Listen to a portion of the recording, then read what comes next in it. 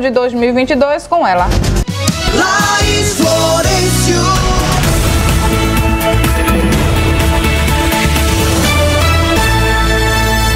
Bom dia, Laís. Bom dia, Renata. Bom dia a todos que acompanham aqui o Manhã Cidade e que estão com a gente desde ontem acompanhando a cobertura das eleições 2022.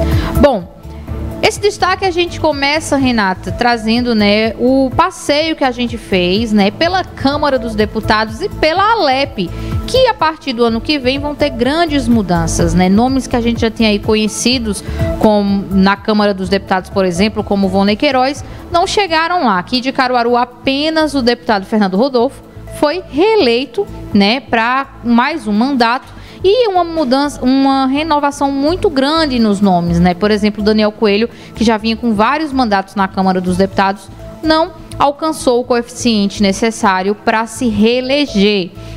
A gente também, Renata, conversou um pouquinho com o Mário Flávio, Na verdade, a gente conversou o programa inteiro, a gente trouxe o Mário Flávio fazendo suas avaliações, a gente conversou também sobre a questão dos deputados estaduais, O Tony Gel, o Zé Queiroz, o Eric Lessa, que são os candidatos aqui de Caruaru, que estão atualmente na Alep, não se reelegeram para o próximo ano, para mais um mandato na Assembleia Legislativa.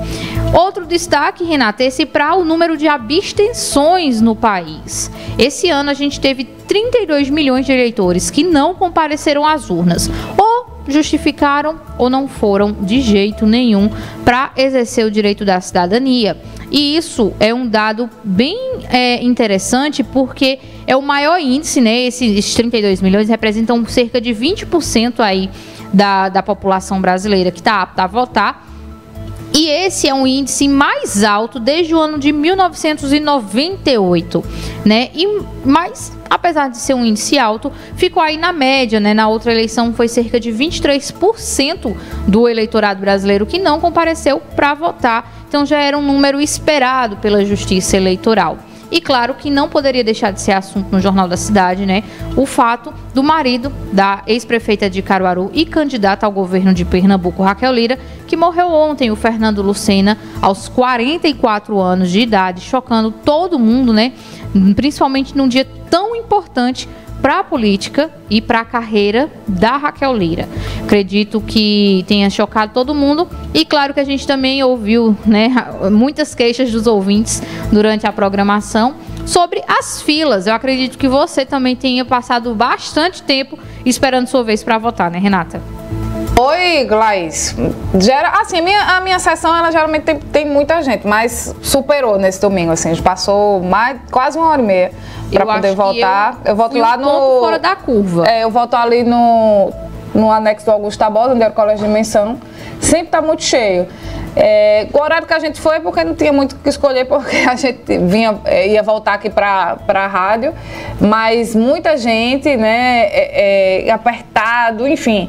Mas os mesários, o pessoal que estava trabalhando, assim, muito gentil, muito educado, orientando, principalmente o idoso, o pessoal que tinha dificuldade em relação à acessibilidade, enfim, faz parte, A gente quer logo votar e ir embora, mas como é aquela eleição que são 5 números, tem gente que tem mais dificuldade e tal, é complicado, mas é isso aí mesmo. Pois é, eu acho que eu fui um ponto fora da curva, porque eu acho que eu não fiquei nem 30 minutos na fila para votar, mas aqui na redação é geral, viu? Maria Clara ficou, acho que 3 horas, Maria Clara ficou 3 horas, Rodrigo foi, Pimense teve que voltar depois para tentar votar, o Patriota a mesma coisa, enfim.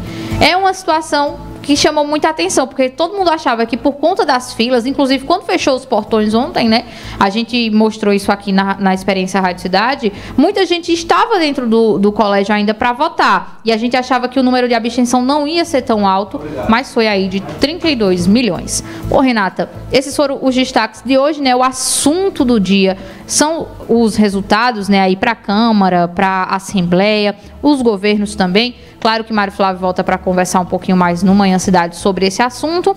E eu lembro a todo mundo que, por enquanto, o Jornal da Cidade está no seu horário habitual, 7 horas da manhã, de segunda a sexta-feira, comigo e com o Rodrigo Miranda. E claro que amanhã a gente vai trazer muito mais informação sobre ainda as eleições e aí essa preparação para o segundo turno que já está rolando. Volto com você.